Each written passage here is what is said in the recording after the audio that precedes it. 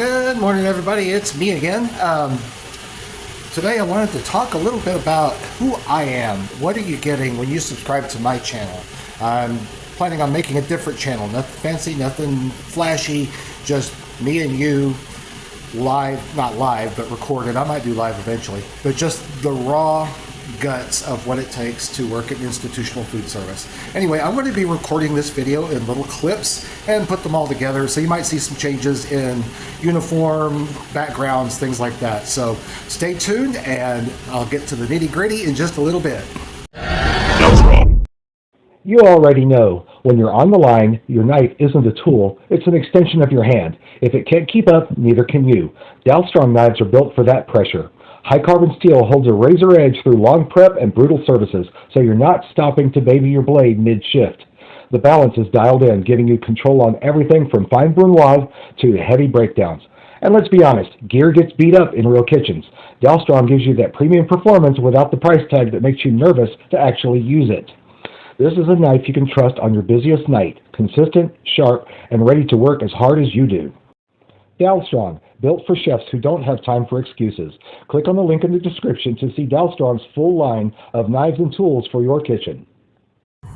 Okay, so you might be wondering whether you've just stumbled across my channel and this is the first time seeing one of my videos, or if you've been watching me for a while.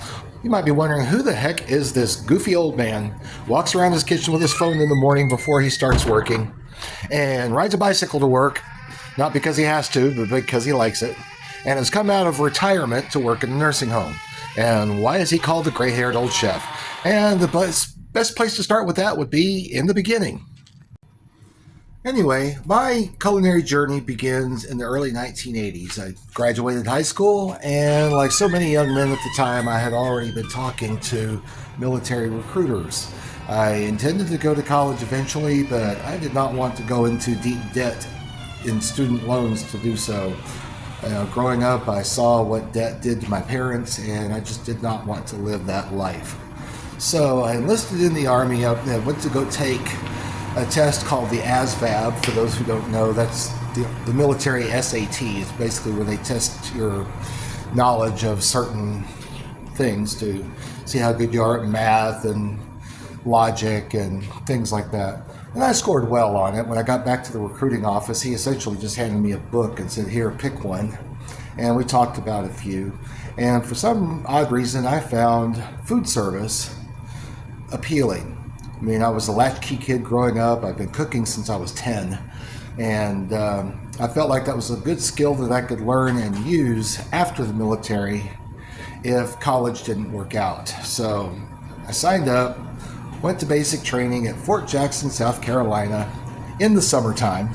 And for those who are from the Southeast, you already know what summers in South Carolina are like. All right, it's not the dry heat we have out here in West Texas, which is a different animal. It's still hot as hell, but it's that sticky, moist heat. You know, we often joke about going into basic training, take a shower the first day, and then graduating 8 weeks later, and you're still not dry. But anyway, I digress. So went from there, went to the Army cooking school, same base, and essentially worked as a field cook for the next 4 years. What did I learn from that? Well, I mean, got some good basic cooking skills. Believe it or not, military cooking trade, food service training is actually quite excellent. And if I learned really anything that I have been able to use beyond that, it is how to handle adversity. All right, you have to remember, I'm an Army field cook. You're working in an environment where you have no running water, no refrigeration, and so no air conditioning. And so you learn to make things work, especially since most of the food you're working with in the field under those conditions are either dehydrated or canned. So you learn to make something palatable out of that.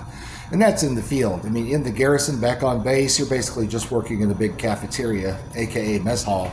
So that's where you actually make the quote-unquote real food. So got a lot of good training there, learn how to handle stuff. That's why you see veterans who work in this industry who don't freak out when the fryer goes down or a steam well dies or something like that. We've been there. We've done that. We learn how to adapt when things go wrong. Anyway, moving on from there, I got out of the Army, and the first job I got, literally 2 days after I got home, was a line cook at Chili's. I know. Anyway, but worked at Chili's for a couple of months while I was waiting for the next semester to roll around, and enrolled in our local culinary school in Dallas, Texas, which was El Centro Community College. And El Centro Community College was also tied into the Texas Chefs Association, which is the local chapter of the American Culinary Federation. So I joined. And the wonderful thing about joining the ACF, or any guild for that matter, is you make connections. So literally within about 3 weeks of attending meetings, I started talking to chefs and got a job working the graveyard shift, prep cook, at the Four Seasons in Irving. If you're not really familiar with it, if you're a golf fan, the Four Seasons in Irving is where the Byron Nelson Golf Tournament is held every year. Got a lot of good experience there, and eventually moved on to other shifts, other parts of the restaurant, ended up in the banquet department. It just seems like I was made for mass quantity cooking. I did work the line a little bit and had some fun doing that. And moved on from there, finished my culinary training, got my little associate's degree, went on to work for a hospital that opened very close to my home. It was a little place called Lake Point Medical Center, and I was hired on to be the sous chef, but the executive chef got fired within a couple of months after opening. And so the food service director offered me the position. Says, I know you're still young, you're still green at this, but I feel like I can mold you to do things the way I want them done. And she was right. I did that for about 10 years. And then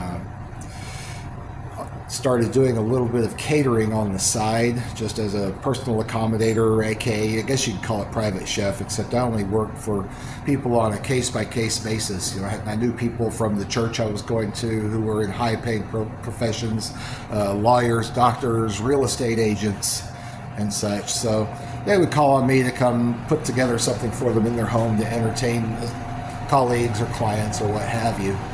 And I got the catering bug and ended up going to a couple of catering companies in town and offering my services as contract labor for large events.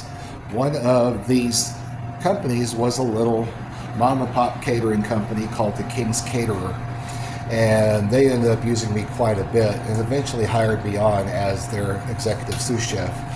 And I really enjoyed doing that. Did that for about 5 years. Our biggest client was a local riverboat on a lake, and we did all of the catering for that riverboat. Just had a blast doing that. But like so many mom and pops, it eventually shut down, finances caught up, and just things happen. So I found myself back out on the market for a while. I tried to do something different. I worked in a warehouse for a little bit. Didn't like it. Went to work for a friend of my wife's who was opening a floating restaurant on a lake outside of Dallas. And she needed somebody to put her kitchen together, basically. Look at the equipment we have, look at the products that we have available to purchase, design a menu, train the cooks. And I did that and had a good time. But the drawback to that is, with a floating restaurant, is it's seasonal work. I mean, spring, summer, even part of the autumn, it's busy. You have a lot of fishing, boating traffic, things moving through in and out of the lake. But in the wintertime, it all slows down. And also, all of the plumbing, since it's a floating restaurant, is above the ground. It's above the water. It literally ran under the little pier, the little dock that ran from the land to the restaurant. So obviously those would freeze in the wintertime, so the water got shut off when the temperatures were freezing. So just not good year-round business. So I moved on from there, and I decided at that point I would try to go into management. Got hired at a little chain of buffet restaurants called Super Salad, SOUPER SALAD, and did very well there. That company, they made fresh product. They made 4 homemade soups every day, baked potato bar, a 200 item salad bar. I mean, it was great. And worked my way up from assistant manager to service manager to general manager and then training manager. And then 9/11 hit, and that put a big damper on business for a little while. And so I found myself on the market again. Fortunately, some contacts I had made, I had moved on to other companies, and one of them ended up being the HR director for a fast food chain known as Whataburger. If you're from Texas, you know all about Whataburger. And I know that people laugh about chefs going into fast food, but be surprised how many of us go into that business. I mean, sure, you're not serving haute cuisine, but the pay is good, and you also you develop organizational skills. You learn speed. You learn how to maintain inventory. There's a lot of great aspects of this industry that you can learn in fast food. But anyway, started out as an assistant manager, got promoted to GM within months, and then eventually moved on to be training coordinator. And then got recruited to a franchisee, brand new franchisee in Lubbock, Texas for Jersey Mike's Subs. And I was supposed to be the area manager. But at that time, there was only one restaurant open. Another one was under construction in Amarillo. The idea was to have about 4 to 6 restaurants, and I would be overseeing all of those. However, that never came to fruition. The franchisee sold out to another franchisee. The new franchisee decided he wanted to bring in his own people, so he fired all the managers, including me. The only time in my entire career I have ever been fired, and it had nothing to do with anything I did. It was just an owner decided to bring in his own people. Okay, so I kind of got a bad taste in my mouth and decided to try something different. I worked in a call center for a while. Horrible. I would not recommend that at all, unless you just have a lot of patience for getting cussed at. And then I decided to go into gig work. It's like, okay, I'm tired of this stuff. I'm going to try doing some Uber Eats, DoorDash, and did that, and was actually reasonably successful at it. And then the pandemic hit, and gig work was hot, man. I was making a fortune driving for Uber Eats and DoorDash simultaneously. But one thing that those companies don't tell you is they kind of eat you alive financially. Just the business in general. It's not just them. It's just the way it operates. I wore my car out. I mean, the transmission was gone. And before that, I was already changing oil about every 4 weeks and getting new tires every 6 months, and just constant. And so you make money every day, but when it's all said and done, you have nothing left. And then the end of the year comes around and it's time to do taxes, and oh my God, I got no money left to pay taxes. So yeah, you end up, it hurts in the end. There's, I wouldn't recommend that unless you just really have some very strong discipline and you can really live below your means and save money for taxes. But I mean, I tried, but car expenses just kept eating that money over and over again.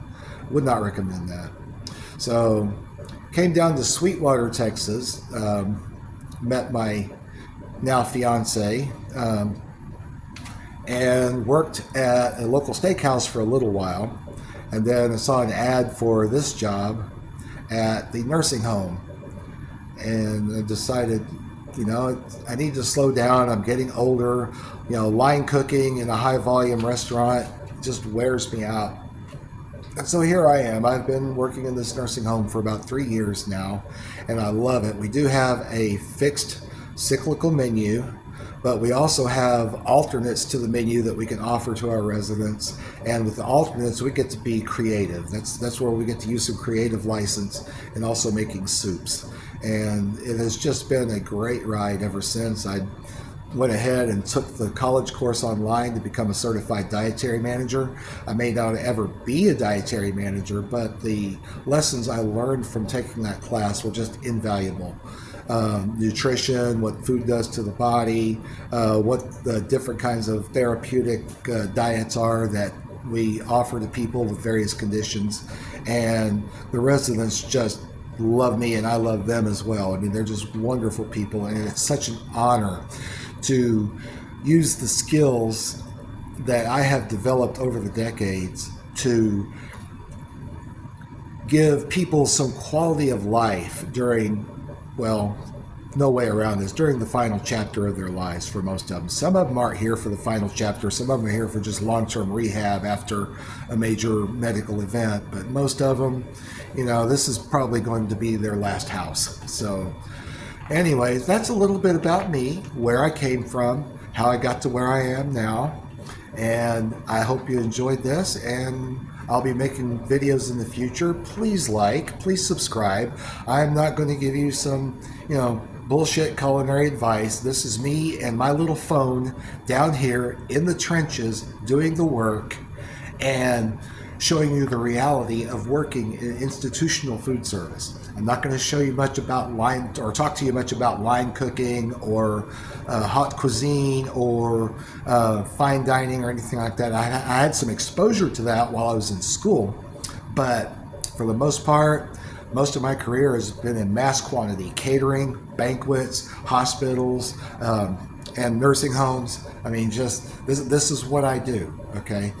I'm not going to show you pictures of fancy, pretty plates. I'm not going to be doing foams and gel beads and things like that. This is just down-to-earth reality of cooking and serving in an institutional environment. So please like my videos, subscribe to this channel, and I'll keep giving you more.